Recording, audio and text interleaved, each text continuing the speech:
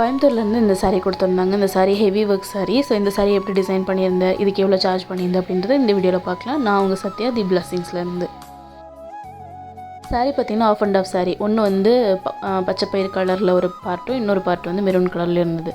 So 2 kurti தான் இதுக்கு plan பண்ணியிருந்தேன். ஒன்று வந்து ஏலியன் குர்த்தி, இன்னொன்று open kurti. So green colour வந்து ஏலியன் குர்த்தியாக கன்வெர்ட் பண்ணி போட்டாச்சு. ஏன்னா அதில் உள்ள பார்டர் எல்லாமே நல்லா இருந்தது. இது வந்து ஜரி ஃபுல்லாக வீவிங் வந்து ஃபுல்லாக ஜரி, அந்த மேங்கோ டிசைன்ஸ் எல்லாமே ஜரியில் பண்ணியிருந்தது. ஸோ ஏலைன் குர்த்தி மாதிரி போட்டிருந்தா கொஞ்சம் கிராண்டாக போட்டுக்கலாம் அப்படின்னு சொல்லிட்டு. இன்னொரு பார்ட்டு மெரூன் கலர் பார்த்தீங்கன்னா ஃபுல்லாக சீக்வன்ஸ் ஒர்க் இருக்கிற பார்ட்டு.